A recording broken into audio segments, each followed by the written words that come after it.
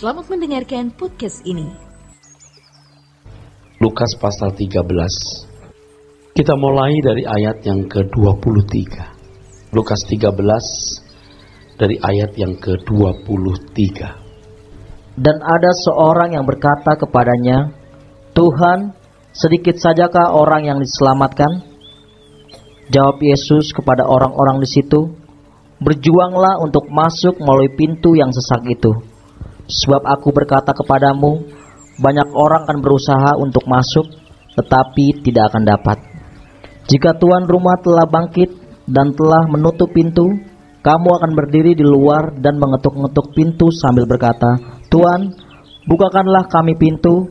Dan ia akan menjawab dan berkata kepadamu, 'Aku tidak tahu dari mana kamu datang.' Maka kamu akan berkata, 'Kami telah makan dan minum di hadapanmu, dan engkau telah mengajar jalan-jalan kota kami.' Tetapi ia akan berkata kepadamu, 'Aku tidak tahu dari mana kamu datang. Enyalah dari hadapanku, hai kamu sekalian yang melakukan kejahatan.' Di sanalah akan terdapat ratap dan ketak gigi, apabila kamu akan melihat Abraham dan Ishak dan Yakub dan semua nabi di dalam kerajaan Allah, tetapi kamu sendiri dicampakkan keluar. Dan orang akan datang dari timur dan barat dan dari utara dan selatan, mereka akan duduk makan di dalam kerajaan Allah. Dan sesungguhnya ada orang yang terakhir yang akan menjadi orang yang terdahulu, dan ada orang yang terdahulu yang akan menjadi orang yang terakhir." Saudaraku sekalian, pada perjumpaan yang lalu kita melihat 2 Korintus 11 ayat yang kedua dan ayat yang ketiga. Mengapa Paulus menghubungkan penyesatan pikiran orang percaya pada hari ini dengan kasus iblis menipu Hawa?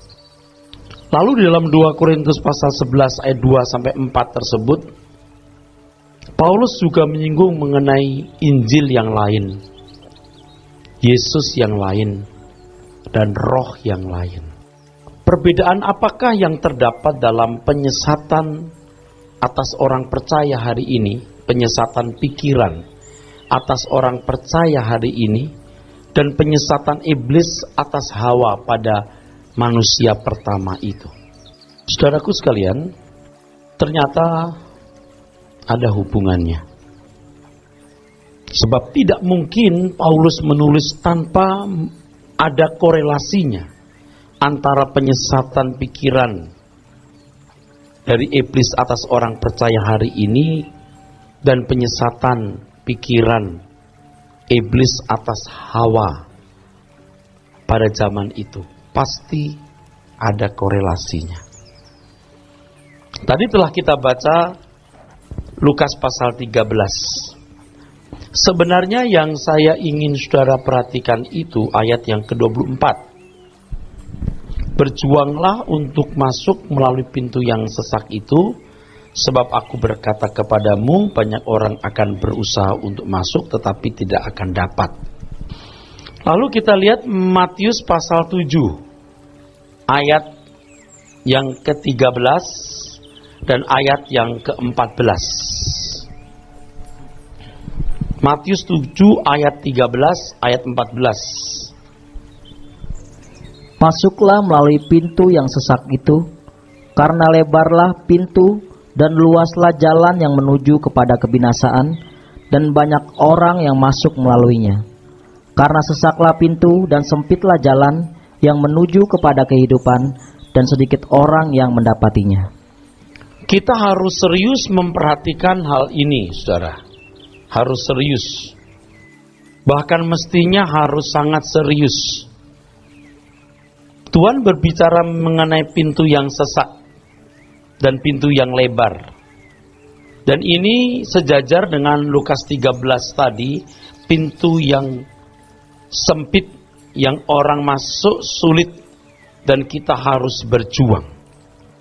Saudara, ini sejajar dengan apa yang Tuhan katakan kepada Adam dan Hawa.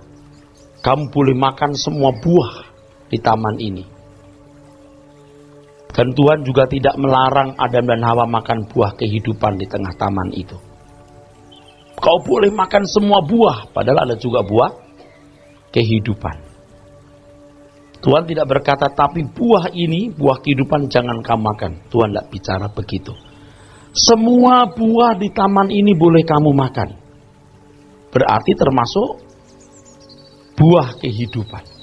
Tidak pernah kan kita kepikir bahwa Tuhan izinkan Adam dan Hawa boleh makan buah kehidupan. Tidak pernah kita pikir. Tapi dari pernyataan Alkitab bahwa Tuhan mengizinkan Adam dan Hawa makan semua buah di taman itu, berarti termasuk buah kehidupan. Yang dilarang itu buah pengetahuan tentang yang baik dan jahat itu. Sebab pada hari kau makan buah ini, kamu akan mati. Kamu tidak menemukan kehidupan, tapi kamu menemukan kematian. Nah sekarang Tuhan Yesus berkata, ada dua jalan, sempit dan lebar. Kamu harus berjuang memilih jalan yang sempit, itu kehidupan. Kalau kamu membiarkan dirimu masuk jalan lebar, kamu binasa. Nah saudaraku sekalian, perhatikan bagaimana iblis menipu Hawa, menyesatkan pikiran Hawa. Nah di Kejadian pasal 3, itu licik sekali ya iblis, saudaraku sekalian. Iblis berkata, kamu menjadi seperti Allah. Ayat yang keempat, sekali-kali kamu tidak akan mati. Tetapi Allah mengetahui bahwa pada waktu kamu memakannya, matamu akan terbuka dan kamu akan menjadi seperti Allah. Tahu tentang yang baik dan yang jahat. Ada yang disembunyikan di situ, saudara. Memang faktanya hari ini manusia tahu apa yang baik dan jahat, tetapi kecenderungannya jahat. Iblis menyembunyikan, makan buah itu kamu terpisah dari hadirat Allah. Kamu tidak akan mati. Faktanya juga manusia tidak langsung mati seperti minum obat serangga. Tidak seperti minum cairan obat serangga atau obat nyamuk cair, tidak langsung mati, tidak seperti minum racun, tapi masih bisa hidup.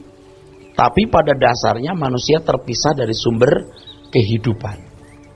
Itu ada separuh yang kelihatannya benar. Jadi yang salah itu yang disembunyikan.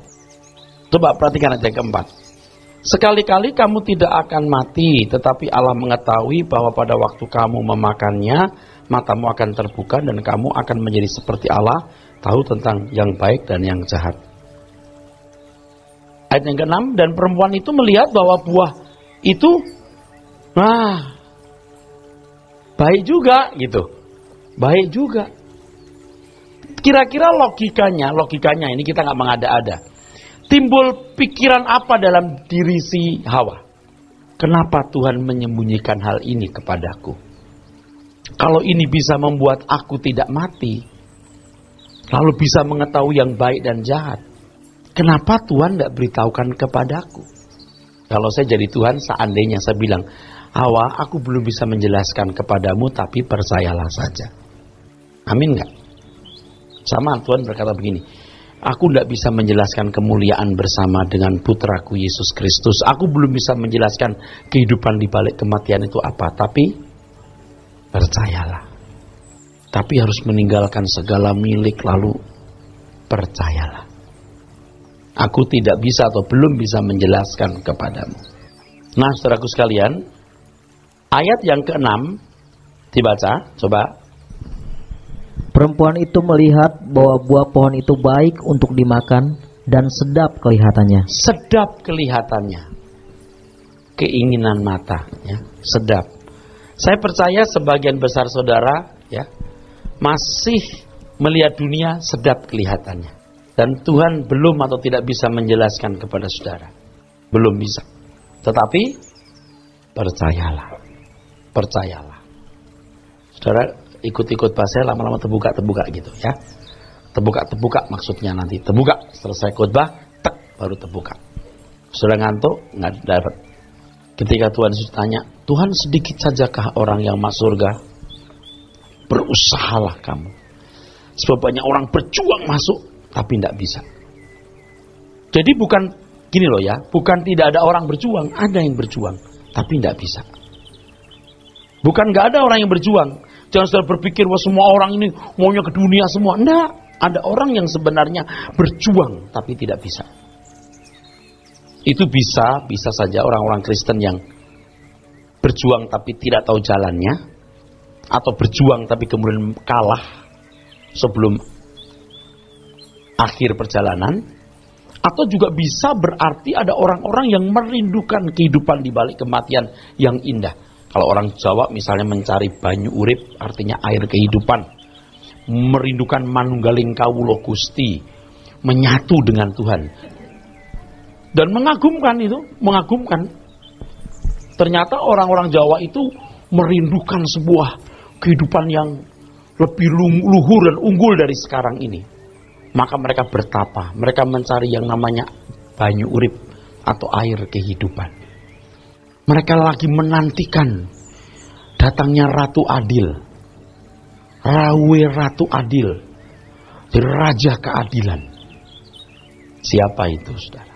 Dan saudara jangan anggap enteng ada orang-orang yang meninggalkan keramaian, meninggalkan kemuliaan, termasuk ada anak-anak raja Jawa yang meninggalkan kemuliaan, meninggalkan hak warisnya sebagai raja, lalu menepi jadi petapa-petapa hebat. Ini belum lagi aliran kepercayaan yang lain yang memang merindukan kehidupan yang lebih baik dari kehidupan yang ada sekarang. Saya kira termasuk tokoh besar yang bernama Siddhartha Gautama. Kok sengsara hidup ini? Kok begini, ya toh? Tuhan berkata, I am the way, I am the truth and the life. Akulah jalannya.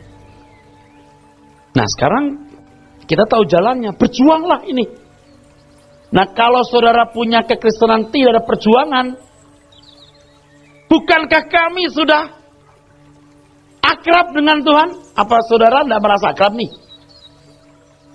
Kalau Tuhan nanti menjawab, aku tidak tahu dari mana kamu datangnya, gimana? Bisa nggak? Jangankan saudara, saya saja takut. Jadi setiap salah mesti kita minta ampun, membenahi diri terus. Kalau saudara tadi membaca kan ada orang-orang yang yakin betul dikenal Tuhan kan? Dan Tuhan tanpa perasaan berkata, aku tidak kenal kamu. Dan ketika kita menyaksikan, jangan kita ya, orang lain. Tuhan makan, minum bersama dengan orang-orang dari barat, timur, selatan. Wah, sedih.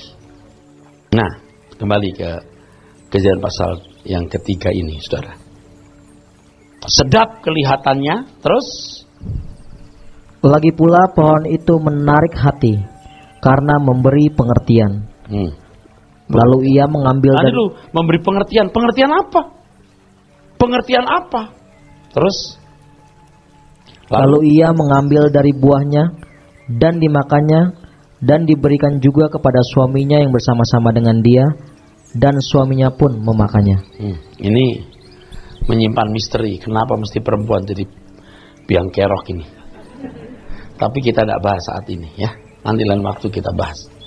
Sekarang yang kita mau bahas ini soal jalan lebar, jalan sempit ini, saudara. Akulah jalan, kebenaran, dan hidup. Kamu mau hidup, aku jalannya. Kembali ke Lukas pasal 13 tadi, saudara. Tadi Matius 7 telah kita baca ya. Yang masuk kehidupan itu sempit. Yang masuk kehidupan sempit. Tapi yang binasa lebar. Saya mau tanya sekarang. Saudara selama ini kira-kira jalan lebar, jalan sempit? Jalan hidup kekristenan yang saudara jalani selama ini kira-kira jalan lebar atau jalan sempit? Oke, kalau susah jawabnya saya tanya lagi. Apakah ada perjuangan yang berat dalam mengikut Tuhan Yesus? Amin apa? Saya mau tanya lagi. Kalau ini masih tidak jelas, saudara merasa lebih berat berjuang mencari nafkah atau berjuang menjadi berenang kepada Tuhan? Jujur, jangan jawab. Kalau bohong awas loh. Ini sering bohong sampai di sini nih. Saudara merasa lebih berat berjuang menghadapi masalah-masalah kehidupan, kesehatan, rumah tangga, ekonomi, atau lebih berat menghadapi kedagingan saudara untuk melakukan apa yang berkenan di hadapan Tuhan. Selama ini, jangan jawab dulu. Nggak takut saudara bohong, saya nggak mau. Sebab kenyataan yang ada, orang itu sibuk dengan makan minum, kawin dikawinkan. Masalah saudara yang Anda pikirkan itu, waduh rumah tanggaku kurang bahagia. Waduh ekonomiku kurang baik. Waduh itu. Kalau saudara itu, berarti Anda memang belum berjuang dengan benar. Saya tahu perjuangan hidup, mempertahankan rumah tangga, mencari nafkah, menjaga kesehatan, tidak mudah, ya. Tetapi itu akan sangat tidak menjadi masalah ketika kita mempersoalkan bagaimana menjadi anak Tuhan yang berkenan dan dilayakkan masuk kerajaannya. Nah, kita sekarang makin melihat kan Injil yang benar itu apa.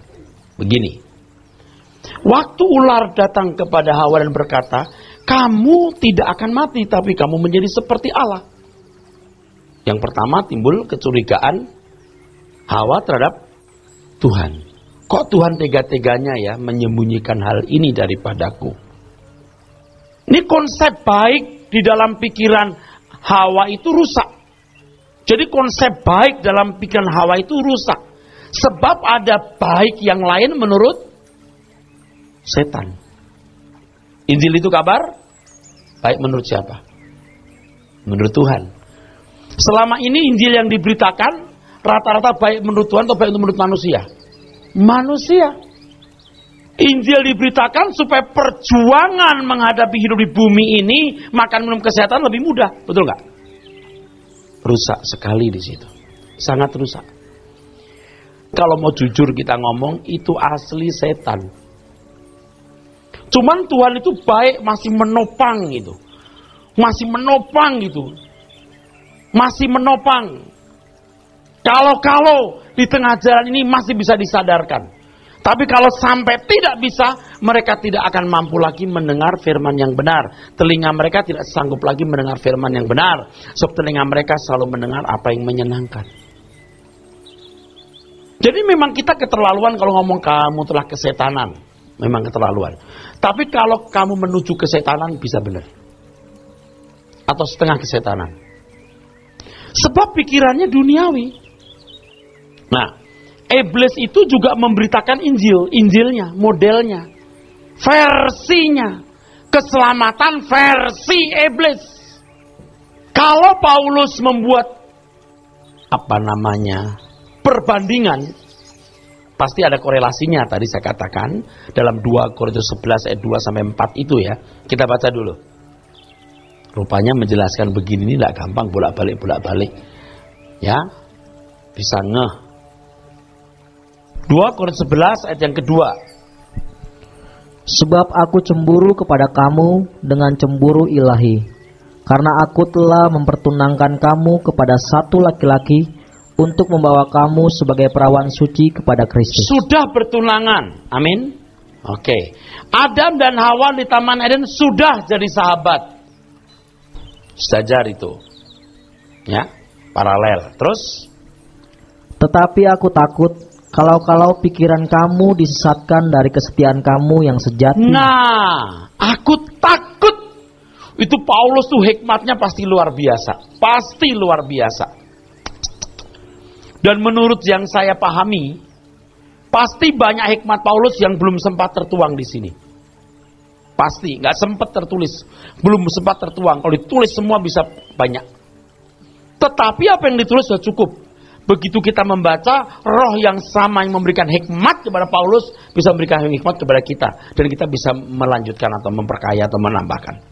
Karena roh yang sama akan memberitahukan kepada kita. Saudara mengerti maksudnya?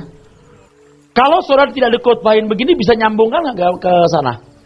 Adam dan Hawa? Kemungkinan besar enggak. Seperti Hawa diperdaya oleh ular, pikirannya disesatkan, apanya ya? Ya udah, lewat.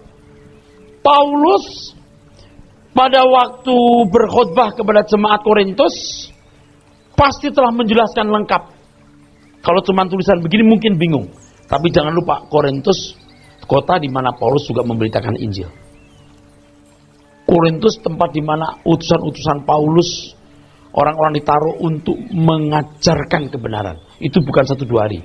Berbulan-bulan, bisa bertahun-tahun. Nah kalau Paulus khotbahnya cuma begitu, ya cuma 15 menit dibaca selesai. Pasti khotbahnya panjang. Hanya nggak tertulis. Puji Tuhan karena Roh Kudus yang sama memberikan kepada kita hikmat. Oh begitu ya korelasinya gitu. Kesejajarannya, paralelnya begitu. Oke, terus baca. Sama seperti Hawa diperdayakan oleh ular itu dengan kelicikannya. Ya, kesetiaan yang sejati. Pikirannya disesatkan dari kesetiaan yang sejati. Kesetiaan yang sejati itu apa sih? Waduh, itu satu kata ini paling nggak ada duanya. Apa? Percaya. Nggak ada duanya loh kata ini. Percaya. Percaya saja. Yang kukatakan kamu turuti, titik. Kamu belum tahu? Aku belum bisa menjelaskan, percaya saja. Itu kesetiaan sejati. Coba. Abraham diberitahu nggak bahwa negeri yang Tuhan tunjukkan tidak akan ditemukan selama dia hidup? Enggak. Sampai mati Abraham tidak menemukan. Dan Tuhan tidak memberitahu, Abraham, nanti akhirnya kamu tidak ketemu kok. Enggak. Tapi itulah Tuhan. Dan kita tidak bisa bilang Tuhan itu konyol. Memang begitulah yang mulia Tuhan kita. Coba renungkan baik-baik. Semua yang saya katakan itu tepat. Amin. Anda bukan mengaminkan saya, Alkitab loh.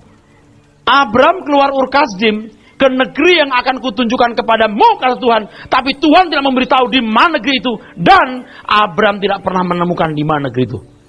Sampai mati pun tidak menemukan. Itu kesetiaan sejati. Itu kesetiaan sejati loh. Percaya saja. Percaya itu kesepakatan dengan Tuhan bahwa kita bersedia melakukan apapun yang Dia perintahkan. Apapun resikonya. Dulu saya pernah mengkhotbahkan di sini, percaya itu masuk ke dalam ketidakpastian, ke dalam kegelapan, ke dalam kemisterian, dan ke dalam kemustahilan. Misteri. Mustahil, gelap. Tetapi kita percaya Tuhan bisa dipercayai.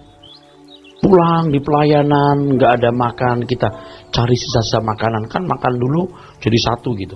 Di sekolah kita tuh makanannya jadi satu dengan kuahnya. Jadi kalau sudah nggak dimakan kan dicampur tuh. Itu kita makan udah membengkak jadi seperti itu, kodok bangkong. Jadi nasinya udah membengkak, tapi nggak ada makanan dan agak anyep-anyep gitu. Tapi karena lapar, enak juga taburin pakai itu. Kadang-kadang kuahnya ada yang sisa kan, belum habis. Kita cari isinya itu. Kan cari isinya susah. Saya tahu nggak kalau penggorengan pakai apa itu namanya? Sirup penggorengan. Saya pakai itu. Seperti Petrus dan ikan di Danau Galilea. Kalau aku hari ini bertaruh, aku rela nggak kaya, aku rela nggak punya tabungan, aku rela apapun ku pertaruhkan buat Tuhan. Sia-sia nggak apa yang ku lakukan ini? Sia-sia nggak? Yang pasti ku tak tahu. Kita nggak pernah tahu surga kayak apa surga itu. Tapi yang jelas indah. Indah macam apa? Percaya saja. Sekarang ini kita ini dibawa kepada satu keadaan mau pilih menikmati dunia jalan lebar. Ini berita dari iblis itu begini. Aku berikan dunia kepadamu kalau kau menyembah aku. Tapi Tuhan mengatakan di Lukas pasal 14, tinggalkan segala sesuatu ikut aku. Suara setan itu lebih keras dari suara Tuhan. Sebab suara setan lewat TV, lewat film, bahkan lewat khotbah yang tidak alkitabiah. Sekarang suara Tuhan lewat Alkitab yang bisu dan disuarakan oleh segelintir manusia yang dianggap menyerang gereja. Dianggap menyerang gereja, dianggap sesat. Dianggap sesat. Kenikmatan dunia sudah begitu mencengkeram. Hidup indah dunia ini. Seperti Tuhan Yesus dibawa ke atas bukit dan dipertunjukkan kepadanya keindahan dunia dalam sekejap kan? Sama. Injil the salvation of Satan, the Satan salvation juga ditunjukkan kepada manusia. Jadi kalau saya berkata ini terkesan sombong atau kurang ajar atau jahat. Banyak khotbah itu berasal dari kerajaan neraka. Itu suara setan. Memang bukan salah sama sekali. Kelihatan ada baiknya. Siapa sih yang gak nikmat? Ada nikmatnya. Tapi iblis menyembunyikan. Ngerti enggak nanti pada waktu semua kita tutup mata, lalu Tuhan makan minum bersama-sama orang salehnya. Lalu saudara yang setengah saleh. Setengah saleh itu enggak saleh. Setengah suci itu enggak suci. Setengah benar itu enggak benar, saudaraku. Ingat khotbah saya kemarin, iblis selalu membuat yang abu-abu, betul? Dia enggak buat hitam sama sekali, abu-abu. Dan setan itu betul-betul sedang merengsek manusia itu jatuh dalam dosa. Dari anak-anak, dari remaja, dari pemuda itu digiring semua ke neraka. Percaya dah saudaraku, digiring ke neraka. Jadi kalau sekarang ya saya berhadapan dengan orang-orang muda, saya khotbah, mereka berkata amin. Ya ngertilah. Kadang-kadang saya berkata gini, kamu gak ngerti loh sebenarnya, belum ngerti kamu. Kenapa? Sebab sudah terlalu lama kamu disesatkan. Dalam waktu singkat begini, tidak bisa dirubah. Kecuali mereka belajar terus, tetap terus. Seperti murid-murid Tuhan Yesus, memang bodoh. Banyak kesalahan. Seperti orang Yahudi mau angkat Yesus sebagai raja. Tuhan, kalau Tuhan nanti menjadi raja, kami jadi menteri-menterinya ya. Tuh, nggak ngerti kan? Tuhan mau ke Yerusalem dicegah. Tuhan jangan ke Yerusalem, ntar disalib. Ya memang Tuhan mau disalib. Tuhan jangan turun gunung, kita buat kemah tiga kemah, satu untuk Tuhan, satu untuk Musa, satu untuk Elia. Nggak ngerti. Tuhan bangkit pun mereka masih berkata, Tuhan, maukah Tuhan memulihkan kerajaan Israel? Wah, nggak ngerti juga nih. Tetapi murid-murid ini luar biasa, tetap setia sampai mereka ngerti. Nah kita harap anak-anak muda ini tetap bersama kita sampai ngerti.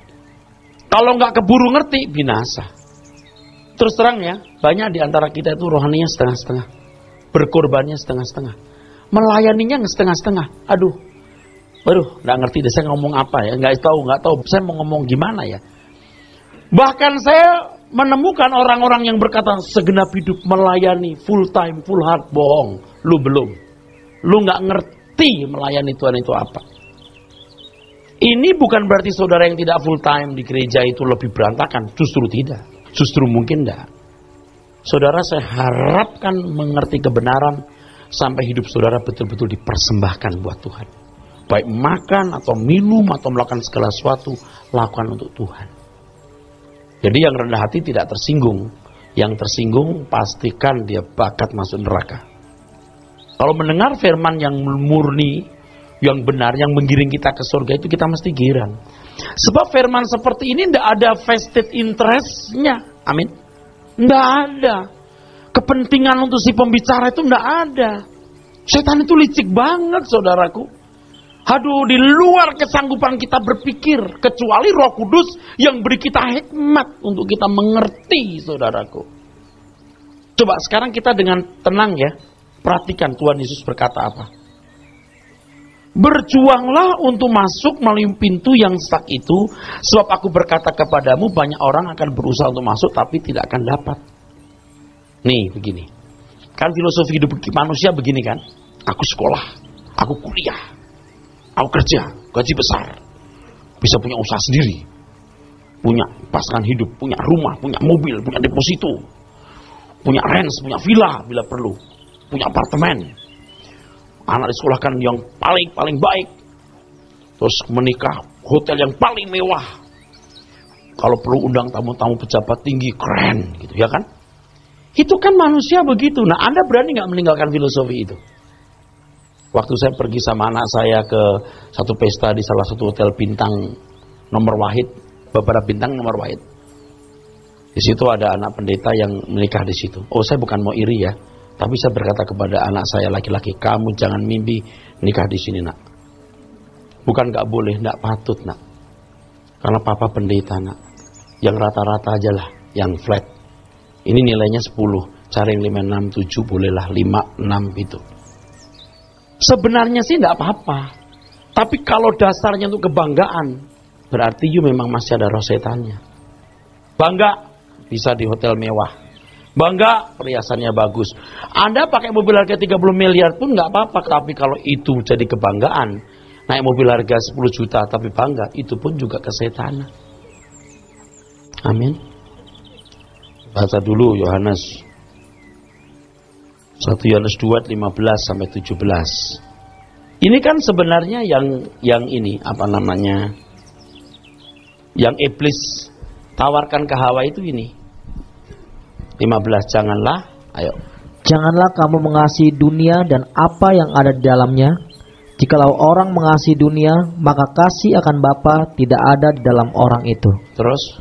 Sebab semua yang ada di dalam dunia, yaitu keinginan daging dan keinginan mata, kelihatan sedap, menarik, ya lah. Terus? Serta keangkuhan hidup, seperti Allah. Tuh lihat. Terus? Bukanlah berasal dari Bapa, melainkan dari dunia. Terus? Dan dunia ini sedang lenyap dengan keinginannya, tetapi orang yang melakukan kehendak Allah tetap hidup selama-lamanya.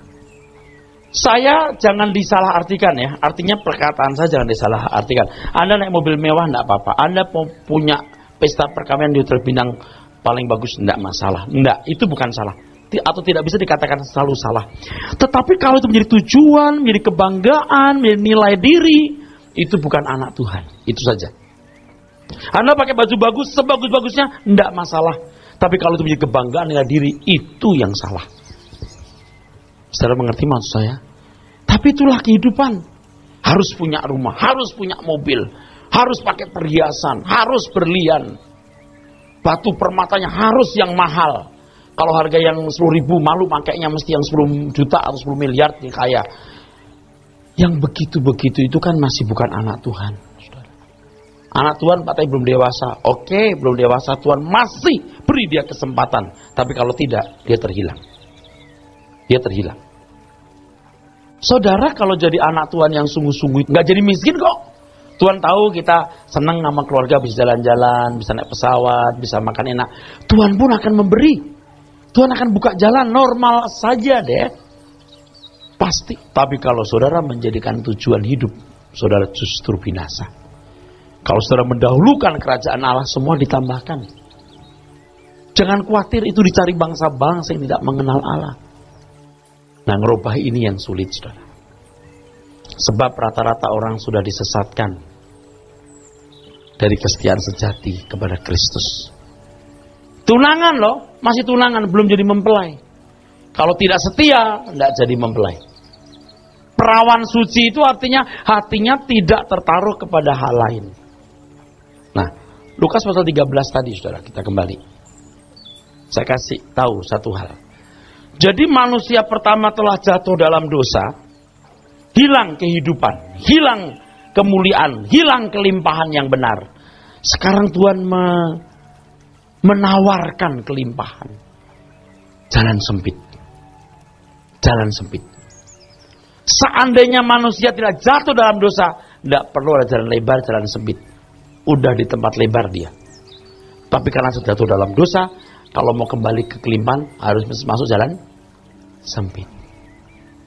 Harus diperjuangkan. Kalau dulu tidak perlu berjuang.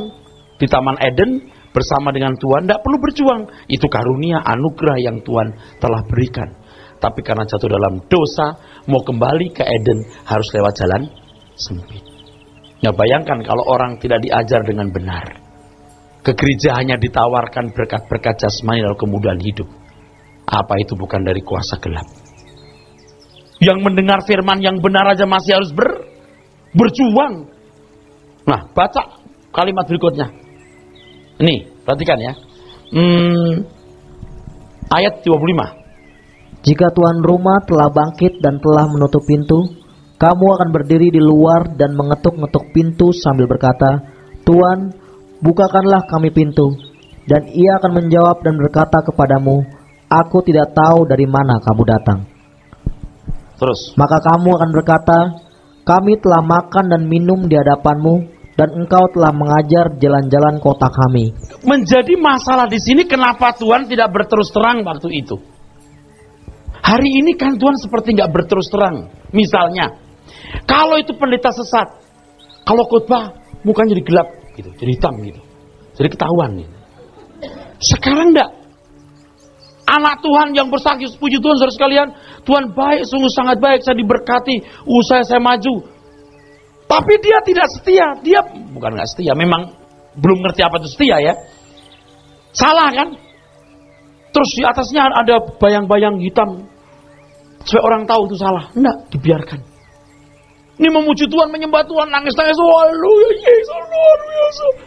Seolah-olah dengan Tuhan begitu akrab. Tuhan mau tunjukkan itu salah. Dengan cara apa? Tiba-tiba jadi falas dengan sendirinya. Enggak loh. Dibiarkan semua itu. Kami telah makan dan minum di hadapanmu dan engkau telah mengajar di jalan-jalan kota kami. Jadi Tuhan seolah-olah sudah welcome. Welcome terhadap khotbah kita, welcome terhadap puji-pujian kita, welcome terhadap gereja kita, welcome terhadap organisasi kita. Nah, mengerikan itu. Akhir zaman nanti gimana kalau kita berhadapan dengan Tuhan? Seolah-olah Tuhan welcome terhadap puji-pujian banyak orang itu, khotbahnya, organisasinya. Wah, diberkati Tuhan loh, gereja itu besar banget. Waduh, sound sistemnya saja tahu nggak? 30 miliar. Emang Tuhan berkati. Tuh, mulut kita itu begitu biasa. Diberkati loh, sound systemnya 30 miliar. Diberkati Tuhan. Ini kalau gereja kecil yang gitarnya buatan Solo 150 ribu itu, yang senarnya 3 hari pakai putus, terus pakai, itu betul loh, gereja kecil itu begitu. Begitu. Pujilah Tuhanku selama-lamanya. Kalau dulu di Bekasi itu dikasih itu tutup botol. Dulu belum ada tamburin begini rasanya waktu itu. Panas, nggak ada AC. Nggak bisa bilang, wah diberkati loh gereja itu. Nggak berani. Yang ada gini, kasihan, betul nggak? Kalau gerejanya mewah, sound system 30 miliar, dia diberkati. Sekarang sudah punya radio dan TV. Diberkati luar biasa. Tapi begitu lihat gereja yang musiknya kita tidak berani berkata, ini gereja sungguh-sungguh diberkati Tuhan. Itu konstelasi berpikirnya sudah rusak banget ya. Rusak banget. Waduh Pak, sekarang naik mobil bagus sekali Pak. Wah, Tuhan berkati Bapak. Tuh, dia tuh. Begitu pendeta turun dari bus yang non AC, bus, hai Pak, luar biasa miskinnya. Coba kenapa ya mesti begitu ya? Tuh lihat, sudah rusaknya konstelasi berpikir. Ayat 7. Tetapi ia akan berkata kepadamu, aku tidak tahu dari mana kamu datang. Enyahlah dari hadapanku, hai kamu sekalian yang melakukan kejahatan. Yang bukan berasal dari Bapa itu kejahatan. Titik. Kok sadisnya Pak? Tidak ada kata lain. Yang bukan berasal dari Bapa itu jahat. Saudara sekarang bayangkan ya, betapa susahnya masuk surga. Apalagi kalau orang itu orang kaya, yang biasa kaya, waduh, betapa sulitnya dia. Betapa tidak mengertinya hal ini. Kecuali dia tiba-tiba sakit, dokter angkat tangan lalu berkata, Pak tinggal 3 minggu, mungkin bisa. Mungkin kalau yang begini terus, Pak Eras, beli CD khotbahnya. Renungan harian sepanjang tahun. Audio renungan harian sekalian Pak. You pikir dari dewasa bisa dikompres? Kayak mie instan gitu? Sorry, you nggak sanggup mendengar khotbah seperti ini. Oleh sebab itu, saudara punya telinga harus dibiasakan dengar yang begini supaya selamat. Amin.